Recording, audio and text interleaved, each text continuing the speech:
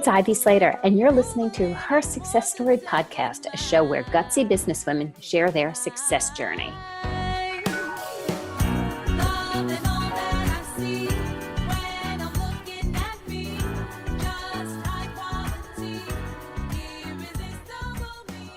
Hi, it's Ivy Slater. Welcome to today's episode of Her Success Story.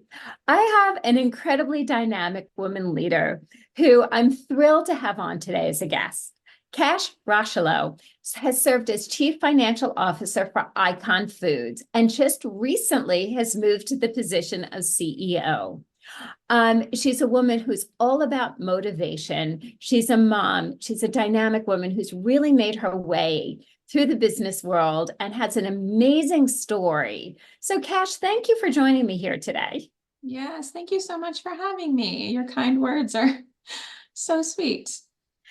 I have to say, when we have gotten to know each other in previous conversations, it's really been inspiring to me to hear, we talk about, there's an expression that goes from rags to riches, really bringing ourselves up.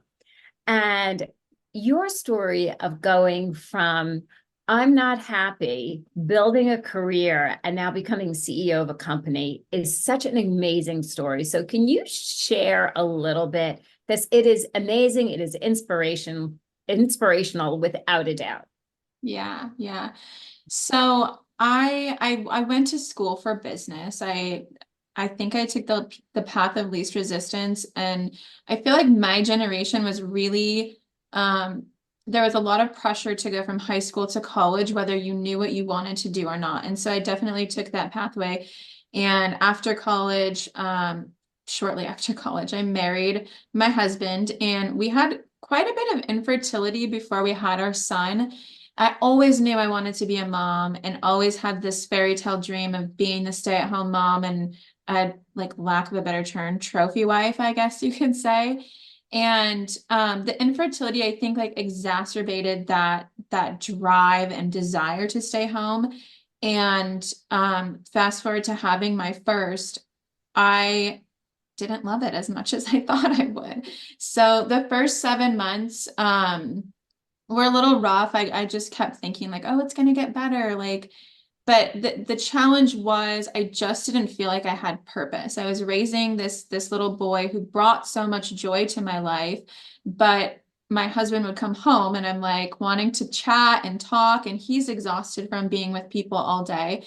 And so it just became really difficult on our marriage. And I finally just got to the point where I was like, I think I want to go back to work. And he in an instant was like, I think that's a great idea.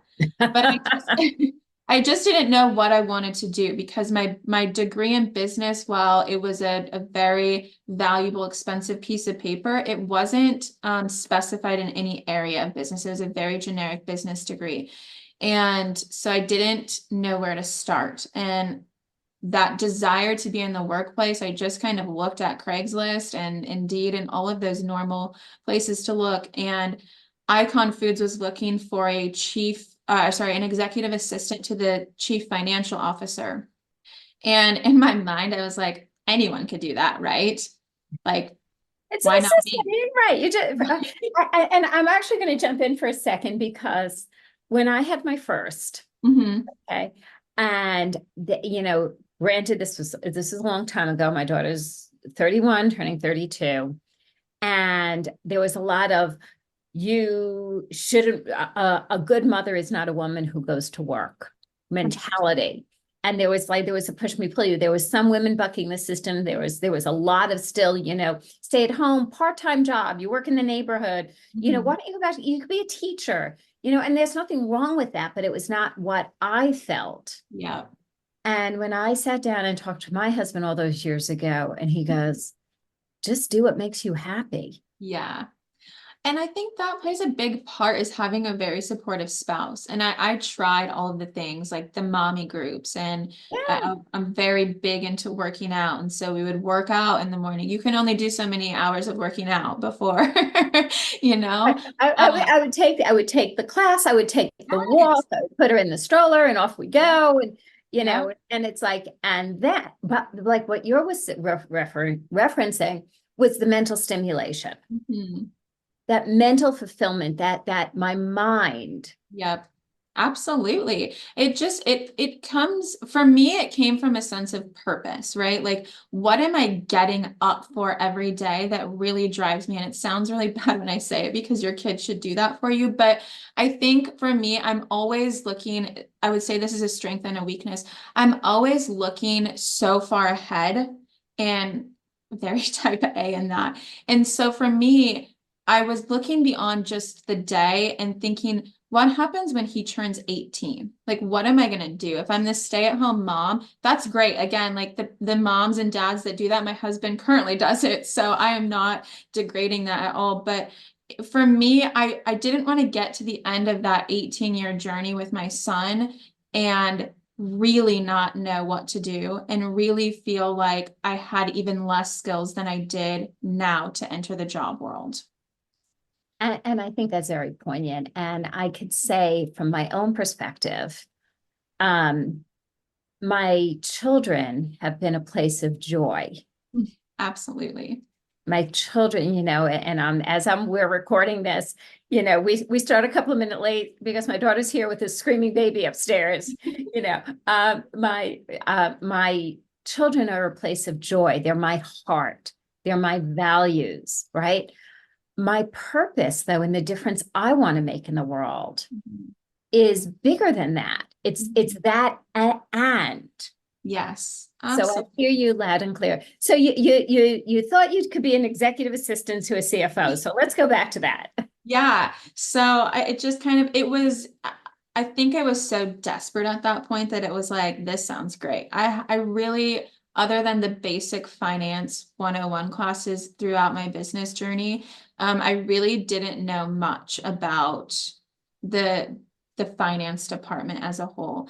And so, I came in and this gal that I worked for when I came in, she was also a mom, so had kind of like there was relatability and like if you're a little bit late or you can't come in today, like there was just this sweet soul in introducing me to the business world and the finance world at once. And so she was just a great mentor. There was never a dumb question as even though I felt the question may be incredibly dumb.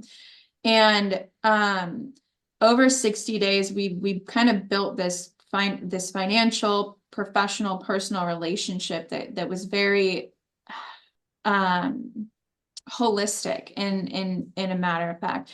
And about 60 days after I started, she went into the CEO and founder's office and they had weekly meetings every week. Sure. And they usually had the door open.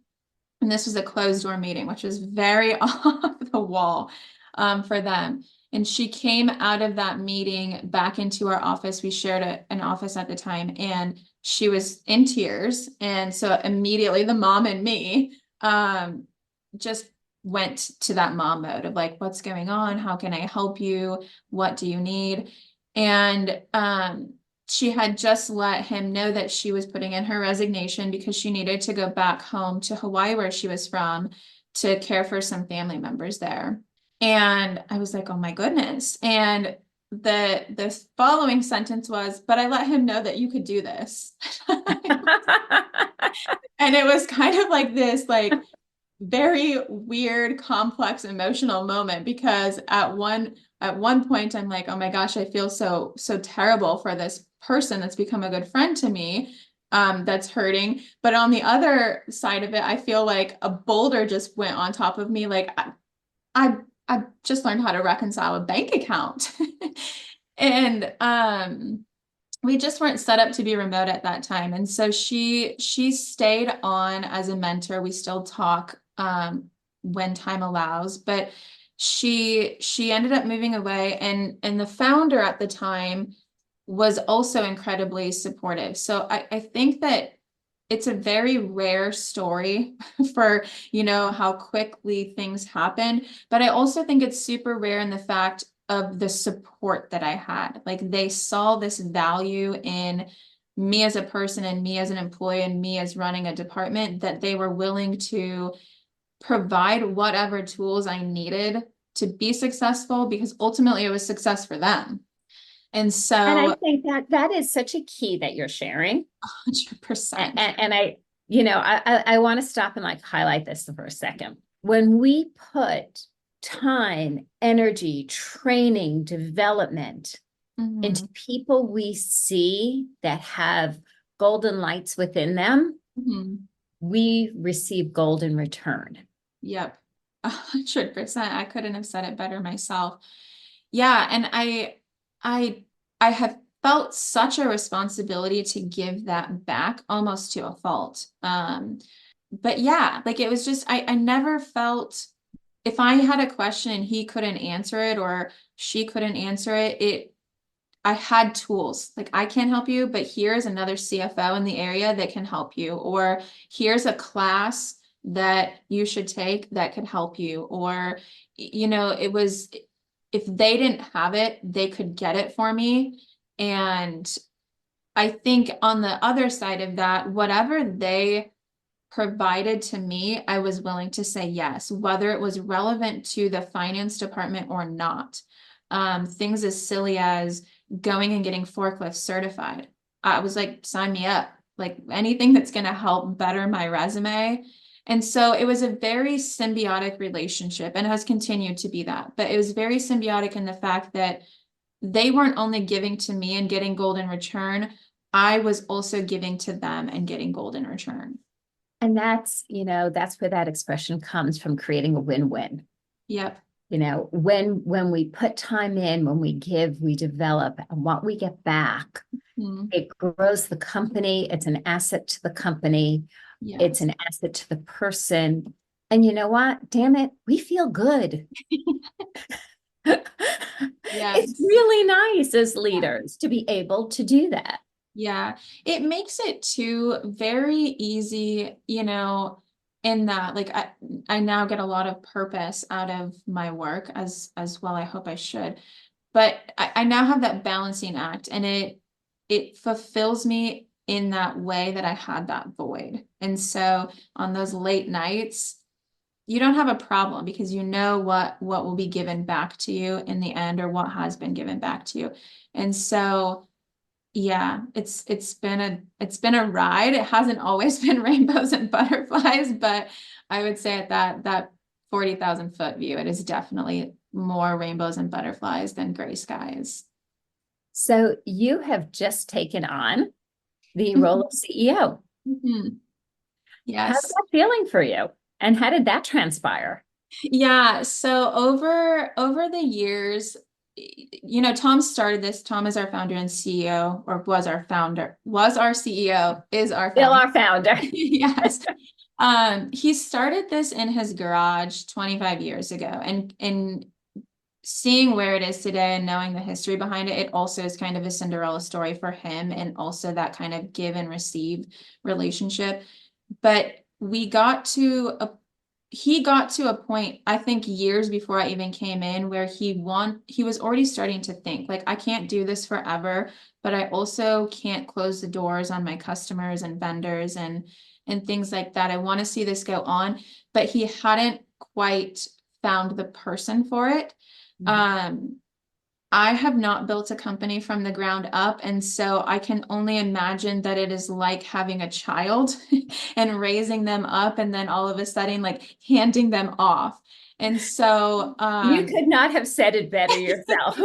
It is so true. I mean, I've owned it. I've owned and started. This is my second business over 30 some odd years. And it's our other baby. Yeah.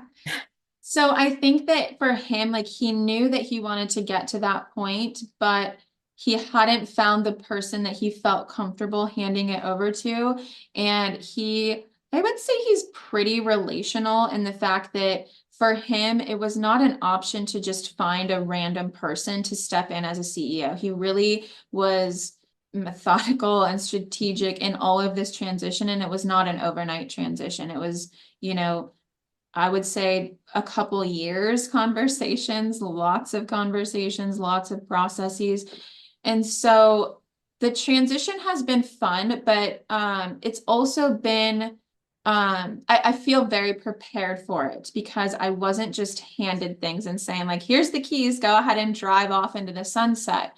The feeling, I would say, because of that big buildup, there was a point where I was just like, it's time for like kind of the showboating to be over. Like the press releases are fun and the transition and announcements are all fun, but for me, like I wanted to get into the business and like really start moving on. And so I think with everything, I was nervous, but also super prepared. And going back to the support, I had support on all sides of the fence, within the business, within my household. And I could not have done any of that without them. They all kept me grounded in all of this, which is very important when you've got things flying at you.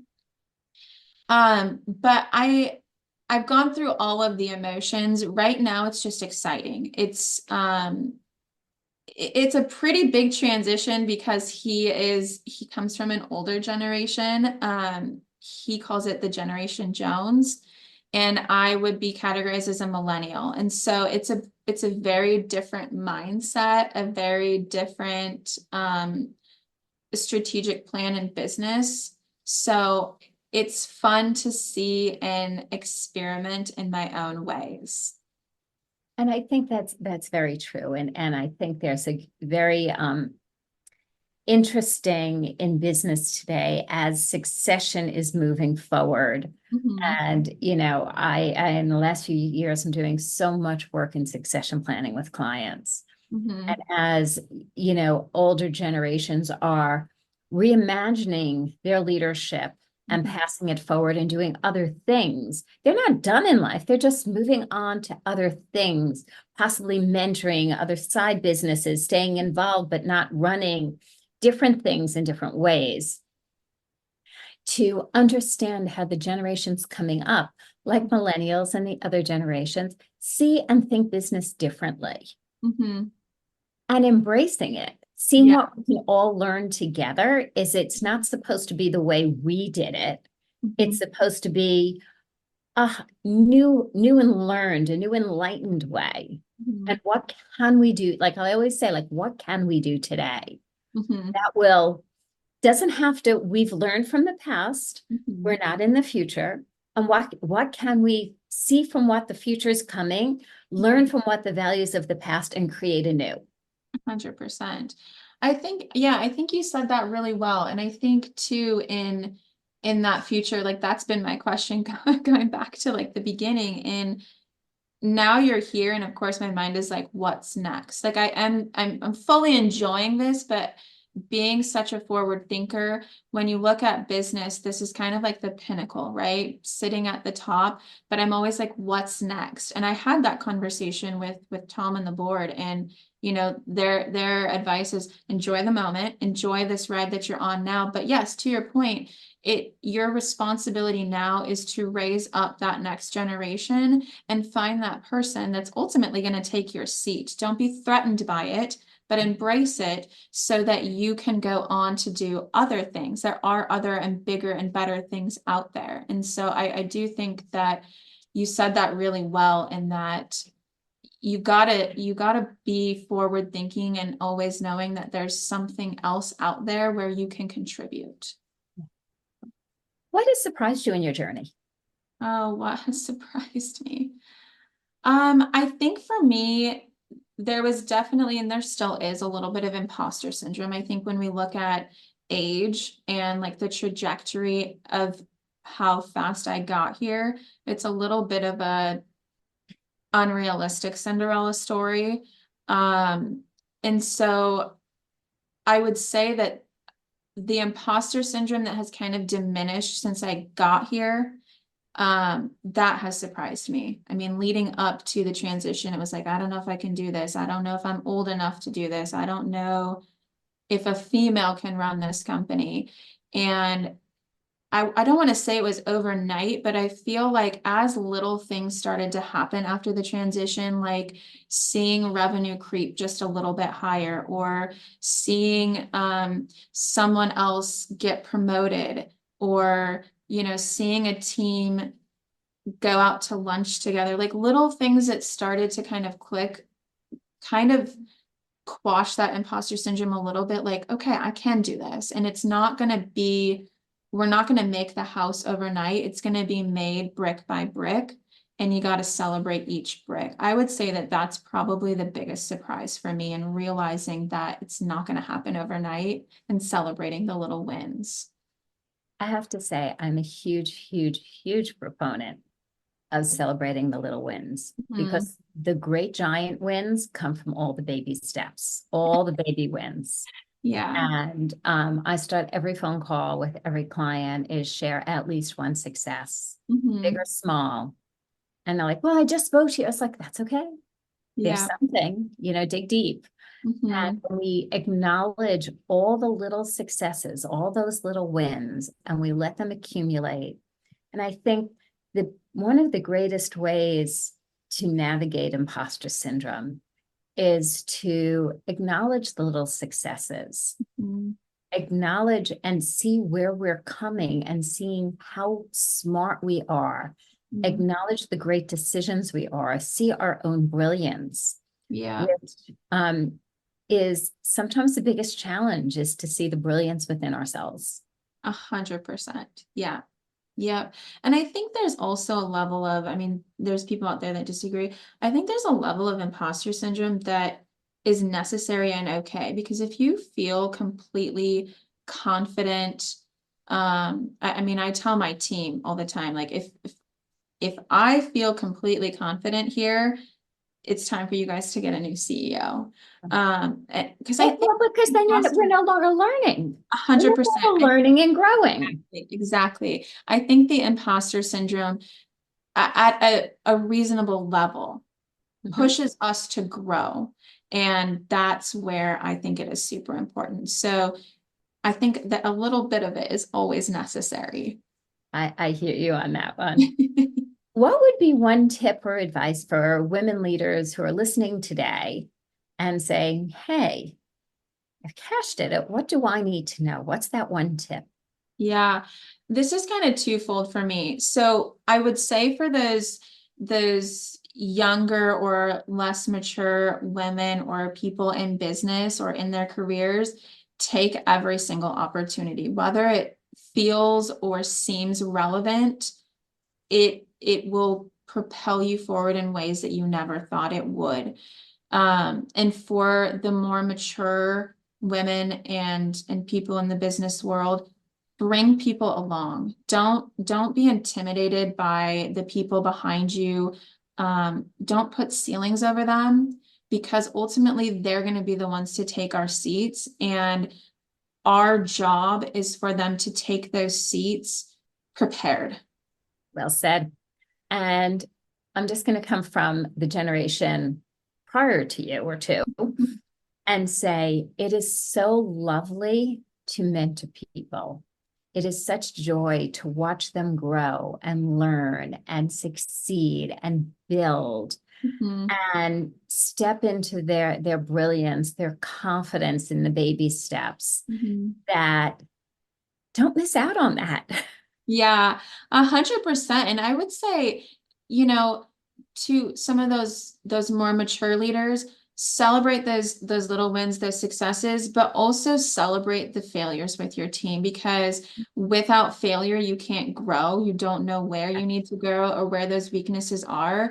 And I was very fortunate in the fact that I had mentors and people that helped lead me through this, that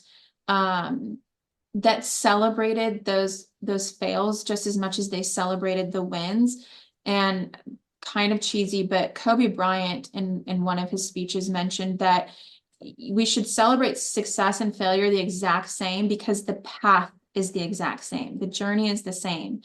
And I wholeheartedly agree with that. That makes an enormous amount of sense. Well, Kash, thank you so much for joining me today on her success story. Yes, thank you so much for having me.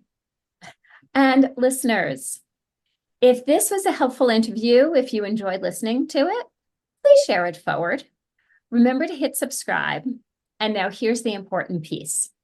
Take a deep breath and think about one thing that impacted you today? What is your one takeaway, your one aha?